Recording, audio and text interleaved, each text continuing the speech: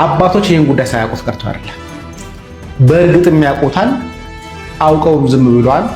አልፎ ተርፎ ደግሞ እኛ ደግሞ እንድንታሳ ደግሞ ጥያቄ ይጠይቃል። ይችን ታላቅ የኦርቶዶክስ እምነት ተከታይ የሆናችሁ ሁሉ ሳትጠይቁ ጠብቋት ቤተክርስቲያናችሁ። ሰላም እንደምን ቆያችሁኝ ክቡራን ተመልካቾቼ። በዚህ ሰዓት ሁሌ የቤተክርስቲያን አዳዲስና ትኩስ ሰበር መረጃዎችን ወደ እናንተ የማደርስበት ሰዓት ነው። አዲስ ሆናችሁ ሰብስክራይብ ማድረጉን አይርሱ። ዛሬም እንደተለመደው አዳዲስና ትኩስ መረጃ ወደ እናንተ ይዤ መጥቻለሁ። ከረጅም ጊዜ ጀምሮ የኢትዮጵያን ኦርቶዶክስ ተዋሕዶ ቤተክርስቲያን ወጣቶች ብዙ ጥያቄያቸው ኢትዮጵያ ኦርቶዶክስ ቤተክርስቲያን ላይ ግፍ ሲደርስ የቤተክርስቲያን አባቶች ለምን አይናገሩም? ለምንድነው ወጥተው የማይናገሩት? ድምጽ የማይሆኑት እኛ ብቻ ወጣቶች ለምንድነው ብቻችንን ምን ጋፈጠው የሚል ጥያቄ ነበረ። አሁን ግን እየተሰማ ያለው ነገር በጣም የሚያሳዝን ነገር ነው። እኛ ከኢትዮጵያ ኦርቶዶክስ ቤተክርስቲያን ከአባቶች ከጎናችን እንዲቆሙ ጥያቄ ስናቀርብ፣ ነገር ግን አንድ መረጃ ወጥቷል። ጭራሽ የቤተክርስቲያን አባቶች መንግስትን እነዚህ ወጣቶች ለቤተክርስቲያን ድምጽ የሚሆኑ ወጣቶች መታሰር አለባቸው፣ ለምንድነው ማታስረው እያሉ መንግስትን ጭራሽ ተጽዕኖ ያረጉበት ግፊት ያረጉበት ይገኛሉ የሚል መረጃ ወጥቷል። እሱንም የማስመለከታችሁ ይሆናል። ብዙ አዳዲስና ሰበር መረጃ ይዤላችሁ መጥቻለሁ። ብፁዕ አቡነ ጴጥሮስ በረከታቸው በእኛ ላይ ይደርና መልእክት አስተላልፈዋል። ያወጡት መልእክት አለ። እሱንም ወደ እናንተ ይዤ መጥቻለሁ። እስከ መጨረሻው ድረስ አብራችሁን ቆዩ። ታዲያ ሰብስክራይብ ማድረጉን አይርሱ። እንቀጥል። ሊቃነ ጳጳሳቱ ከአዲስ አበባ ከንቲባ አስተዳደር ጋር ያደረጉት ውይይት ነበር። በተለይ ከመስቀል ደመራ በዓል ጋር በተገናኘ እንግዲህ የተነሱ ሀሳቦች ነበሩ። እዛ ሀሳብ ላይ እንግዲህ እንዴት በዓሉ መከበር እንዳለበት ምናምን ነገር ተናግረዋል። እኔ እሱ አይደለም ሀሳብ እኔ ቀለቤን የገዛኝ እሱ ሳይሆን ቀሲስ ሳሙኤል የኢትዮ ቤተሰብ ሚዲያ አንድ ጽሑፍ አጋርተውናል። እሱ ሀሳብ ስላጋራ ስለደነቀኝ ነው የመጣሁት። ምክንያቱም እኛ ስንጮህበት የነበረው ጉዳይ ቅዱሳት ስዕላትን ቀደዱብን፣ ስለዚህ የቤተክርስቲያን አካላት ለምንድን ነው ይህንን ጉዳይ ለሕግ አቅርበው ማያስፈጽሙልን ብለን ስንል አልነበረ? ለምንድን ነው ማያዙት ብለን ስንል አልነበረ? አባቶች ይህን ጉዳይ ሳያውቁት ቀርቶ አይደለም። በእርግጥም ያውቁታል፣ አውቀውም ዝም ብለዋል።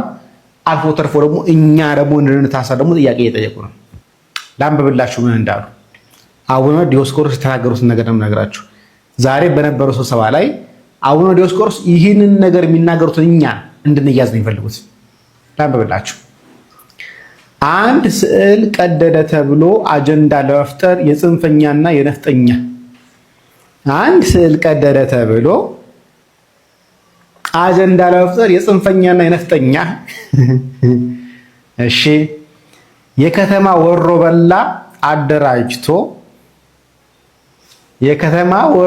አደራጅቶ ከተማ ለመበጥበጥ የተዘጋጀ አጀንዳ እንጂ ስዕል መቀደዱ አሳሳቢ ሆኖ አይደለም አሉ አቡነ ዲዮስቆሮስ። ይሄ በውስጥ የወጣ መረጃ ነው። ስዕል መቀደድ ትልቅ አጀንዳ አይደለም፣ ጉዳዩ አይደለም። ይሄን አጀንዳ ያደረገው ግን ወሮበሎች፣ የከተማ ወሮበሎች፣ እኛ ሚዲያ ላይ እየጮህን ያለ ነው አጠቃላይ ማለት ነው። እነሱ አጀንዳ ፈልገው ነው እንጂ ስዕል መቀደዱ ትልቅ ነገር ሆኖ አይደለም ማለት አይገርማችሁ። በዚህ ዙሪያ የሚንቀሳቀሱ ሰዎች ላይ መንግስት ሳይውል ሳያድር እርምጃ ሊወስድ ይገባዋል። እንዴት ስዕል ይቀደዳል ብለን የጮህን ሰዎች ላይ መንግስት ሳይውል ሳያድር እርምጃ ሊወስድ ይገባዋል ነው። ማን? አቡነ ዲዮስቆሮስ የቅዱስ ሲኖዶስ ጸሐፊ አቡነ ዲዮስቆሮስ። ስዕል መቀደድ ዝም ብሎ ትልቅ አጀንዳ አይደለም። ስዕል መቀደድ ጉዳያችን አይደለም። ባይሆን ይሄን ስዕል አስታከው ግን አጀንዳ እየፈጠሩ የከተማ ወሮበሎች፣ ጽንፈኞችና ነፍጠኞች ናቸው እንዲህ እያደረጉ ያሉት። ስለዚህ መንግስት እንደው በአፋጣኝ እነኚህ ሰዎች ስዕል ተቀደደ ብሎ እየተናገሩ ያሉ ሰዎችን በአፋጣኝ ይታሰሩልኝ እያለ ነው። ስለዚህ የብሩክ እንደዚህ አይነት የአደባባይ በዓላቶች መስቀል ብቻ አይደለም፣ ሌሎችም በዓላቶች ከተማ አስተዳደሩ ድጋፍ ያደርጋል። ድጋፍ ሲያደርግ ለምሳሌ መስቀልን ከወሰድን ምንም እንኳን በዋናነት በባለቤትነት በዓሉን የምታስተባብረው የኢትዮጵያ ኦርቶዶክስ ቤተክርስቲያን ብትሆንም የአደባባይ በዓል ነው። ብዙ ህዝብ ነው የሚወጣው። እንደ ባለ ድርሻ አካል እናግዛለን። ማገዝም ኃላፊነት አለብን። ለሀገራችንም እንግዲህ ሀገራችንን በማስተዋወቅ በዩኔስኮ የተመዘገበ ነው። አንድ ኢትዮጵያን ስም ካስጠሩ የኢትዮጵያ በዓላት ውስጥ ተካተተ ነው። ለከተማችንም ድምቀት ነው። የቱሪስት መስህብ ነው። በጣም ኢኮኖሚውም የሚነቃቃበት ብዙ ሰዎች በዓላቱን ምክንያት በማድረግ ገቢ የሚያገኙበት ነው። እኛም በዓላቶቹን ምክንያት በማድረግ በከተማችን ውስጥ ዝቅተኛ ገቢ ያላቸውን ድሆችንም ጭምር የምንደጉምበት፣ ማዕድ የምናጋራበት፣ ህዝቡ እርስ በርስ መተሳሰቡ የበለጠ እንዲጎለብት የምናደርግበት ነው። በዓላቱን ምክንያት በማድረግ ህዝብ ይረዳዳል፣ አብሮነት ይዳብራል። እንዲሁም ደግሞ በእምነቶች መካከል በቤተ እምነቶች መካከል የበለጠ በጎ እሳቤ አንዱ ለሌላው በዓል መልካም መመኘት ብቻ ሳይሆን ማድረግም ጭምር እንዲጎለበት ማድረግ እንዲያረግን ስለሆነ የህዝባችን አብሮነት እና አንድነቱ የበለጠ የጎለበተ የሚሄደው እንዲሁም ነባሩም ጭምር እንዳይሸረሸር የምንጠብቀው ደምቆ አምሮ ሰላማዊ ሆኖ መጠናቀቁ እንደ ኢትዮጵያ እንደ ከተማ አስተዳደራችንም እንደ ቤተክርስቲያኒቱም ትልቅ ውጤታማነት ስለሆነ ይሄንን ማድረጋችንን ኃላፊነታችንን እንደመወጣት ነው የምንቆጥረው። ግዴታችንም ነው ብለን ነው የምናስበው። እስከ መጨረሻው ድረስ እናጠናክረን እንቀጥላለን። እዛ አካባቢ ያለውን የበለጠ ስርዓትና ውበትም ድምቀትም ለማስጠበቅ የሚመለከተው እና ኃላፊነት ያለበት ዝርዝር ኃላፊነቱን በትክክል መወጣት በሚያስችል መንገድ መመራቱም እሱም ይበል የሚያሰኝ ነው። በጣም ጥሩ ስራ ተሰርቷል። እስከ መጨረሻው ማገዛችንን እንቀጥላለን። በየአካባቢውም ባለው ላይ እስከ መጨረሻው እንከታተላለን። እናንተ ብርሃነ መስቀሉን አስመልክቶ ክብረ በዓሉን አስመልክቶ የኢትዮጵያ ኦርቶዶክስ ቤተክርስቲያን መግለጫ አውጥታለች። በበዓሉ ላይ መደረግ ያለበትና መደረግ የሌለበትን አብሶ ደግሞ ከአልባሳት ጋርና ከባንዲራ ጋር በተያያዘ ያወጡት መልእክት አለ። እሱን ላስመልክታችሁ። ከኢትዮጵያ ሰንደቅ ዓላማና ከቤተክርስቲያኑ አርማ ውጪ በመስቀል በዓል ላይ ምንም አይነት ተጨማሪ ባንዲራዎችን ይዞ መገኘት አይቻልም ስትል ቤተክርስቲያኑ አሳስባለች። በ2018 የመስቀል በዓል አከባበር ላይ የተለያዩ ባንዲራዎችን በመስቀል በዓል አከባበር ላይ ይዘው እንዳይገኙ የቤተ ክህነት ጠቅላይ መምሪያ ብፁዕ አቡነ ሳዊሮስ በመግለጫቸው ላይ አካቷል ማለት ነው። የመስቀል በዓልን በበጎ የማይመለከቱ እንዲሁም ደግሞ የራሳቸውን ዓላማ ለማሳካት እንዲሁም ደግሞ ለማስተላለፍ የሚፈልጉ ሰዎች ሊጠቀሙበት ይችላሉ። ከዚህም ድርጊታቸው እንዲቆጠቡ ሲሉም ተናግረዋል ማለት ነው። በአዲስ መረጃ መልሳለሁ። መልካም ቀን። በህይወቴ ከሚቆጨኝ ነገር አንዱ እናንተ ጥቁር ልብስ ልበሱ ስትሉ መልበሴ ነው። እማምላክ ወላዲት አምላክ ምስክሬ ነች። በዛ ጭንቅ ጊዜ በዛ ክፉ ጊዜ እኮ እናንተ እንደ ልጅ አድርጋችሁ ስትጠሩን ቅድስት ቤተክርስቲያናችንም የእናንተንም ቦታ የእናንተንም ስልጣን ለማስጠበቅ ስንል ብዙ ዋጋ ከፍለናል። ዛሬ ግን እናንተ ያን ሁሉ ውለታ ረስታችሁ ፊታችሁን አዙራችሁ እኛን አስተውን እማምላክ ወላዲት አምላክ ምስሏ ላይ እንደዛ ሲሳለቁ ሲተፉባት ሲቀዷት ሲወረውራት ሲያጨማድዷት እያያችሁ እንዴት ዝምታ መምረጥ ቻላችሁበት? እያያችሁ ዝም የምትሉ ከሆነ እማምላክ ወላዲት አምላክ ትፋረዳችሁ። እናንተ ከላይ ተቀምጣችሁ ዝምታን በመረጣችሁ ቁጥር እኛንም ባለማተቦች ዋጋ እየከፈልን ያለ ነው። እናንተ ከላይ ተቀምጣችሁ ነገሩን ሁሉ ባላየና ባልሰማ ስታልፉት እኛ የዳ ልጆችን ዋጋ እየከፈልን የምንገኘው። እንደ አባት አባቱን እንደ እረኛ ሁኑ እባካችሁ። ሲኖዶስ የሚለው ስም በአሁን ሳሌ ስም ሆኖ ብቻ ቀርቷል። ምን አለ እንደና አቡነ አብርሃም እንደና አቡነ ጴጥሮስ እንደና አቡነ ይስሐቅ ብትሆኑልን። እናንተ በጥቁር መኪና እየሄዳችሁ ምዕመኑን እንኳን ዞር ብላችሁ የማታዩ ስለምትበሉት ምግብ ስለምትለብሱት ልብስ ስለምትነዱት መኪና የምትጨነቁ በሰማይ ወየውላችሁ። ልጆቻችሁን ደቅጠል እየረገፉ እያያችሁ ባላየ ስታልፉ አያስጠላም? አይሰለችም? ለእናንተ ወንበርና ስልጣን ሲባል እኮ የሻሸመኔ ኦርቶዶክሳን ደቅጠል ረግፈዋል። ለእናንተ ስልጣንና ወንበር ቦታ ሲባል እኮ የያቤሎ ማርያም ወጣቶችን ደቅጠል ረግፈዋል። ለእናንተ የዘርና የፖለቲካ ማስፈጸሚያ ሲባል እኮ የወለቴ ቅዱስ ዮሐንስ ወጣቱ ልጆች እኮ ደቅጠል ረግፈዋል። አንረሳም፣ አንዘነጋም። መድኃኔዓለም ይፋረዳል። ሌላው ደግሞ ትንሽ የሚከብደው ንግግር ትንሽ የሚከብደው መልእክት ደግሞ በዚህ ክብረ በዓል ላይ የእመቤታችን የቅድስት ድንግል ማርያምን ስዕል ይዘን መውጣት አንችልም፣ ይዛችሁ እንዳትወጡ የሚል መልእክት ነው። ይሄ ነው ትንሽ የሚከብድና እየተደረገብን ካለው ነገር አንጻር አሁንም ራስ ምታት የሆነው ጉዳይ ይሄን ይመስለኛል። ሰላም የቅድስት ኦርቶዶክስ ተዋሕዶ ልጆች፣ እንኳን ለመስቀል በዓል በሰላም በጤና በፍቅር አደረሳችሁ። በባንዲራ ምክንያት ማንም ኦርቶዶክሳውያን መታሰር የለበትም። ስለዚህ ሁላችሁም ራሳችሁን ጠብቁ። በተለይ የእመቤታችን ስዕል እዛ ይዘን ወጣን ማለት ራሳችን እመቤታችንን ክብር አባቶች በእመቤታችን ስዕል አፈሩም በሚመጣው እንግዲህ እስኪ ክቡራን ተመልካቾች እናንተም ሐሳብ አስተያየታችሁን በጨዋነት በኮሜንት ሴክሽን ላይ ማስቀመጥ ትችላላችሁ ምን እንደሚሰማችሁ። አሁን ደግሞ የብፁዕነታቸውን የብፁዕ አቡነ ጴጥሮስን መልእክት አስተላልፍላችኋለሁ። የኢትዮጵያ ኦርቶዶክስ ጠላቷ ይሉንታ ነው ይሉናል። እስኪ ምንድነው እሱ እንመልከት።